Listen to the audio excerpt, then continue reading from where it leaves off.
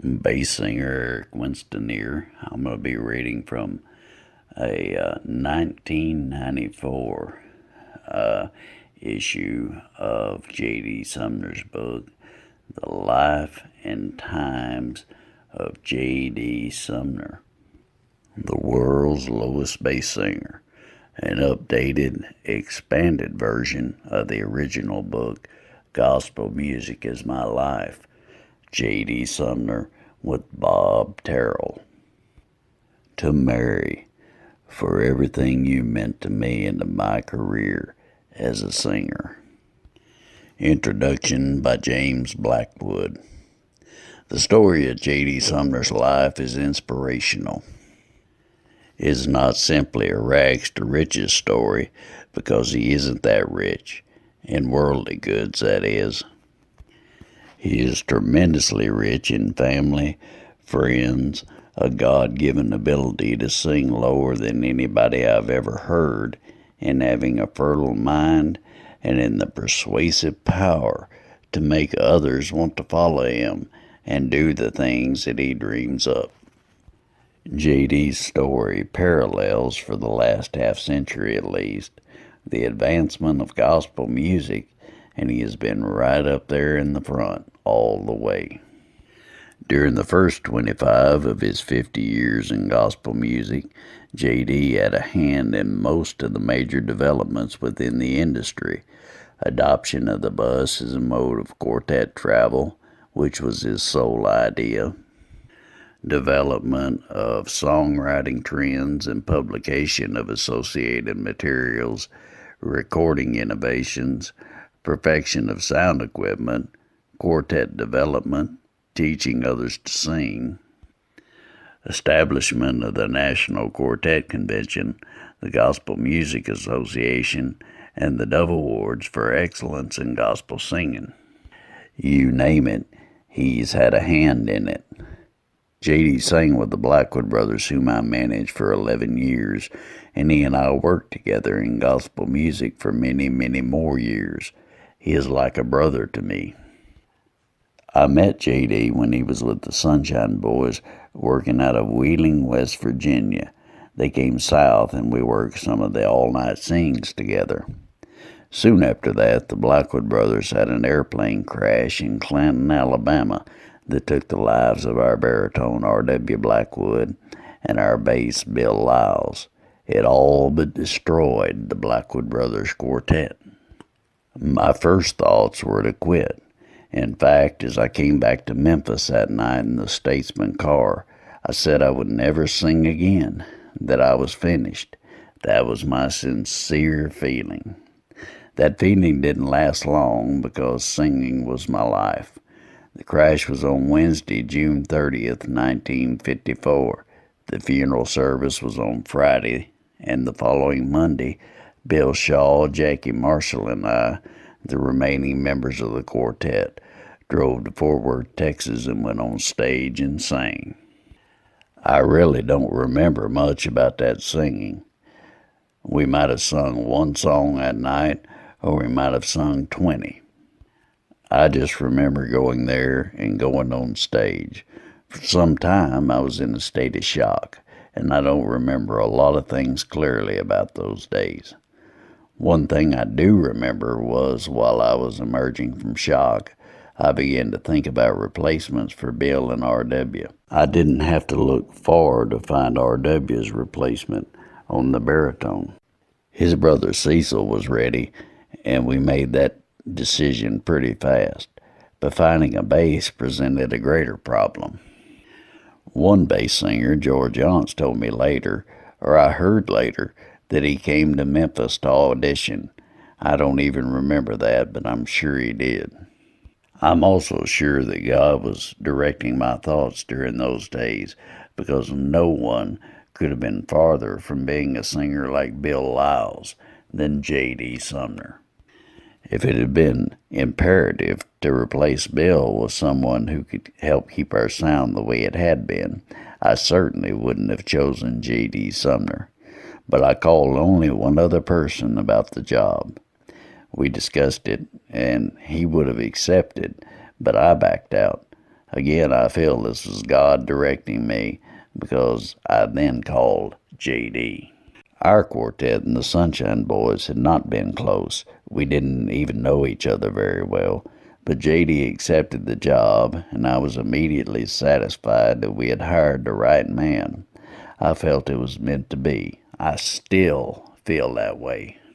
J.D. came with us the 1st of August, 1954, and among our first thoughts was to decide on the means of transportation. We had been flying to all our engagements for 2.5 years, but we immediately gave up on the idea of flying again and bought a 7-passenger car like most other quartets used. For a long time I had managed the quartet and was accustomed to doing about everything myself. I always felt I'd rather do something than ask somebody else to do it. So the first few weeks J.D. was with us, I loaded the records and PA system into the trailer, drove the quartet to the concert, unloaded the records and PA system, set them up, and after we finished singing, I'd reload all this stuff and drive wherever we were going next. This went on for a little while, and one day J.D. came to me and said, "I don't want to butt in, but do you really want to keep doing all this stuff by yourself?" I said, "Well, no, not really, but—" "All right then," he said, "let me do some of it." Starting there, J.D. began to take an awful lot off my shoulders. One day, Jackie Marshall complained because J.D. told him to do something, so J.D. said, "Okay, we'll all divide the jobs." With my permission, he assigned certain chores to each man. When he put Jackie and Bill Shaw in charge of records, Bill collared Jackie and said, "Now you've done it. We had it pretty easy, but now you've got us jobs." It wasn't long afterward that J.D. came up with the idea of buying a bus to travel in. We had a lot of fun kidding him about a bus, but he kept at us until he sold us on the idea and we bought one. Then all the other quartets had a good time kidding us. Wasn't practical, they said. It would never work. I remember J.K.S. was one of those who ribbed J.D. the most about the bus, but they were always ribbing each other anyhow. Yet, when J.D. convinced Jake one night that bus riding was comfortable, Jake talked Hovey Lister into buying a bus for the Statesman. Now all gospel singers and most country and western and rock artists travel in their own private, customized buses, and J.D. Sumner started it all with that first bus of ours back in 1955. There are hundreds, maybe thousands of buses on the road in the United States right now, hauling singers and entertainers all over the land. For many years, J.D. was one of the most productive songwriters in gospel music. When he came with us, he had written 2 songs. One was "When I'm Alone," which became a popular song for us, and the other, which we never did record, nor did anyone else, was "Working in a Sawmill for Jesus." It didn't quite make the hit charts. While some of the groups were having fun with J.D. about his song, I saw that he had a great potential and encouraged him to write songs. About all it would take was a suggestion, and the next day, or sometimes even an hour or 2 later, he would come around with the song. We recorded practically everything J.D. wrote for a long time. His songwriting was that good. Unfortunately, J.D. doesn't write songs now, not like he did. He's just too busy. He wrote practically all of his songs when he was singing with us. We were a happy quartet and very successful, as the Blackwood brothers had been for many years.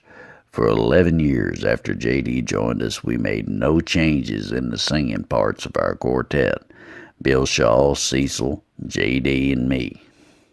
But change is inevitable, and it finally came to us. We bought the Stamps Music Company and inherited the Stamps Quartet with it. Stamps Quartet had just about quit singing, but the name of the stamps was famous and we thought it should be reorganized on a professional basis. Again, J.D. took charge. He picked 5 men to make up the new Stamps Quartet. He was in charge. He did all their booking and overseeing while still singing with the Blackwood Brothers. After a year or so, we became convinced that the man who ran the quartet should be a member of it, and J.D. came to me with the idea of switching over to sing bass for the Stamps Quartet and bringing Big John Hall from the Stamps to take over his bass part with the Blackwood Brothers. I wasn't receptive to the idea because I had come to lean so heavily on J.D., but soon I saw this would be the salvation of the Stamps Quartet, and I reluctantly agreed. In the next few years, J.D. performed the most fantastic job of building a top-notch gospel quartet that has ever been accomplished in that length of time.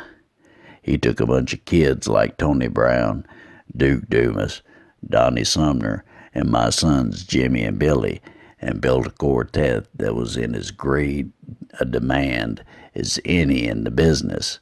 Their success was practically all due to J.D.'s efforts. J.D. has the kind of personality that makes people accept him for what he is. He will say exactly what he thinks and how he feels. There's no put-on about him. Being able to communicate with people is one of the most important aspects of our business, and if anyone can do that, it's J.D. Sumner. He can say things on stage that no one else in the business can get away with saying, and people love him for it. He is perfectly honest and frank, and people believe in him. That, I think, is largely responsible for his tremendous success. I appreciate his honesty. J.D. and I have a lot of joint enterprises. Everything that I was a part of, J.D. had a hand in, and vice versa. I would trust him with anything I own, even my life. There's nothing in the world I wouldn't do for him, and I know he feels the same about me. I appreciate knowing someone like J.D. Sumner, whom I can trust absolutely. That kind of mutual love, trust, and respect is too rare among mankind today. As proof of my trust in him, my only 2 children, James Jr. and Billy, were both in the Stamps Quartet under J.D.'s care for several years. Billy was only 14 when he started playing drums for J.D., and many people questioned my judgment in letting a son so young go off with the group full time. But of course, I wouldn't have let Billy go with just any group. I let him go with J.D. because J.D. would do for him the same as he would do for his own. He did that for all the kids in the Stamps Quartet. J.D.'s contributions to gospel music are endless. At his suggestion, the Blackwood Brothers underwrote the first National Quartet Convention in Memphis in 1956, and it has grown to tremendous proportions. The Blackwood Brothers, again with J.D.'s help, obtained the charter for the Gospel Music Association from the state of Tennessee. We paid for the charter, all the legal fees connected with securing it and setting the GMA in motion, and we were happy to do so because we felt it was something that gospel music needed. J.D. spent hundreds of hours working with the GMA without monetary compensation because he thought it was necessary for the growth of the industry. We put considerable money into singing schools in all parts of the country in an effort to get more young people interested. Gospel music gave us a livelihood for many years, and we felt we owed it something in return. This was our way. I know sincerely that J.D. Sumner's prime aim and goal all those years was to promote gospel music, and his was not a selfish goal. He wanted to make the industry bigger and better. That's the way with J.D. Sumner. He's completely honest all the way. James Blackwood, Memphis, Tennessee.